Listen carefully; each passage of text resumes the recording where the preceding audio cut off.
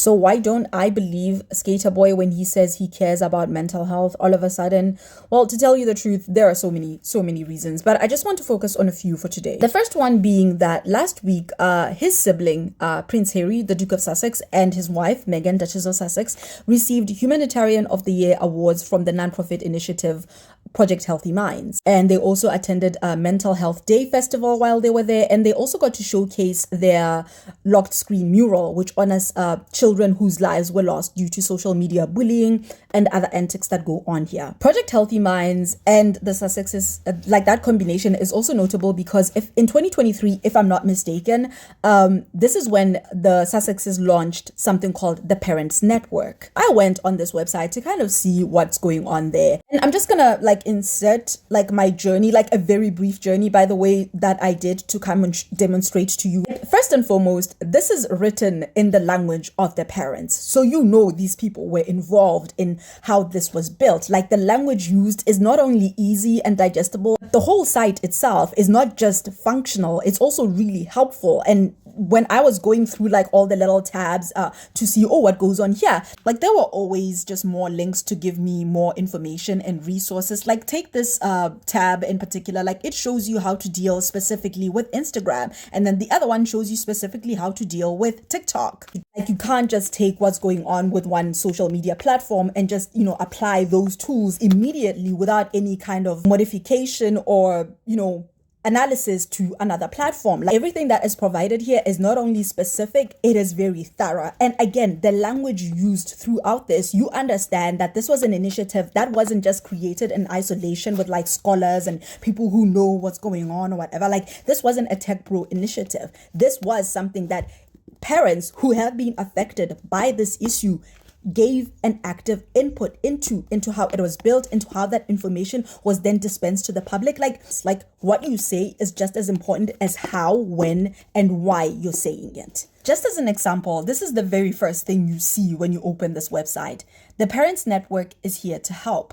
And then it goes on to say this: we are the Parents Network, a group of parents who have first-hand knowledge of the pain and destruction caused by social media use. Each of us have been through something no parent should ever have to experience, and our mission is to prevent anyone else from suffering the way we have.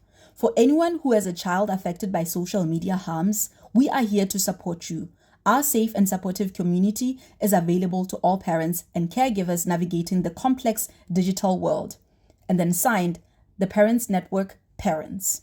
And this is what I really loved about this website. It doesn't just give you the mission statement as all this all-encompassing, again, nebulous idea of what social media is doing to the kids. You're hearing specifically from people who have been affected by this in the most extreme way. And as soon as they give you this information, right, they immediately give you tools that can help you if you are such a parent. They give you an option to say, hey, if you want to join the network, because this is what goes on with the Parents Network. They're not just, raising awareness and listening and learning. They're also actively helping each other through some of the darkest times of their lives. And they're sharing tips. And one of the most fun discoveries I made, just having knowledge of stuff like this, is that I found out these parents, when Harry and Meghan aren't there, they are hanging out with each other. They're going on holidays together. These are people who have built a community.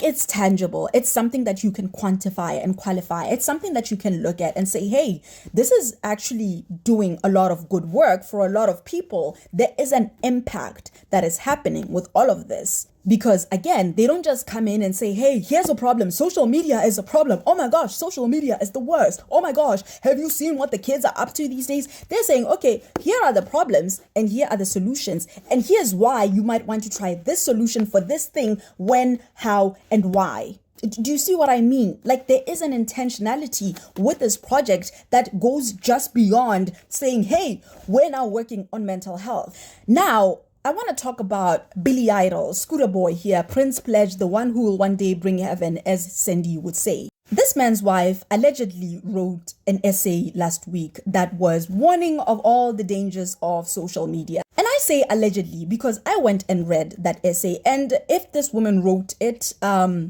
She should be teaching at a university somewhere. That's all I'm gonna say. But also, like, when did she write this? Because this whole year, this woman has been on vacation. She has not worked. And she's talking about how, people are answering emails while playing with their children. Oh my gosh, that is like, killing our community. That is like, it's not good for everybody. Like our development, our happiness, all of that. And I'm using that voice because I am an engineer. I've written 3 theses in my life, one for my undergrad and then for my MSc and then for my PhD.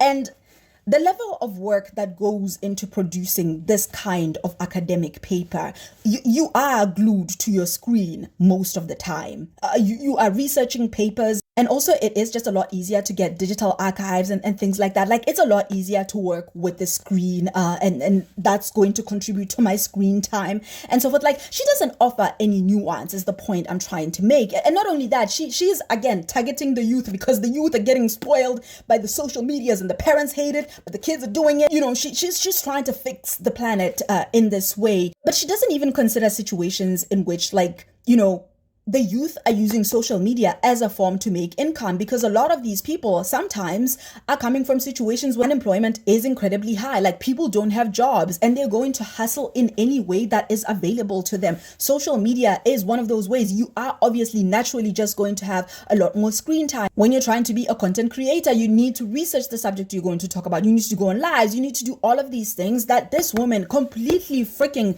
disregards. Like, screen's bad. That's all she says. There is no solution whatsoever. But I don't want to get too hopped up on her. For now, let's go to Billy Idol, her husband, because he has now cried on screen and he's getting applauded for crying on screen, which is something that when Harry and Meghan do, everybody kind of derides them for being weak. Stupid. Why y'all always complaining and whatever? But when he does it, oh my gosh, it's so compassionate. Like, Diana would be so proud. And immediately upon seeing these comments, I thought to myself, it couldn't be the same Diana who was married off to a man in his 30s when she was only 19 years old. The same man who went on to cheat on her mercilessly. And moreover, did you know that the first time Diana threw up in the ED situation, it was because this man had, made fun of her for her weight and told her she could eat a little less. Like, she recounts that in her own words. And not just that, like, when she went on to catch up that, he was cheating on her their entire marriage, he somehow tried to use her ED to kind of prove that she was crazy. And everything that she was saying was really just all in her head, and she was paranoid and she was crazy. And none of the stuff that she was talking about was actually true. And remember when they went to Australia, that really popular tour? Like, she wanted to take her child with her there because she knew that she was going to miss her child. Like, she wanted to be an actual parent as opposed to the nonsense that goes on in the British royal family and how they treated her around that time, because they were in control of the heir, which is Scooter Boy. And the same Scooter Boy who, years later, after this woman passed away, went on to call her paranoid. And I would like to remind people, all of the things that I've just quoted is only some of the stuff that Diana went through when she was married to this philanderer.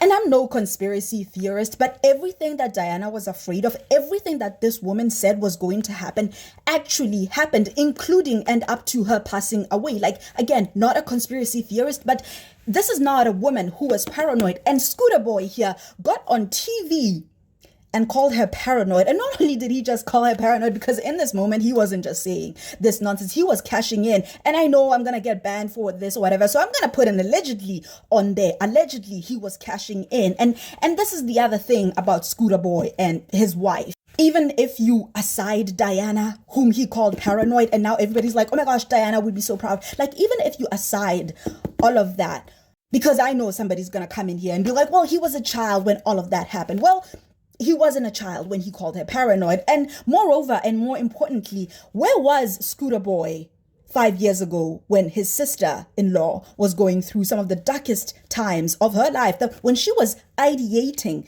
and pregnant, and the racism and abuse that she was enduring at the hands of not only this institution that Scooter Boy here is one day going to be in charge of. Not only was she facing all of this just, with her husband and her mom, Scooter Boy was actively leaking against her, exasperating the nonsense she was going through, exasperating the mental health issues she was going through. So no, I do not believe Scooter Boy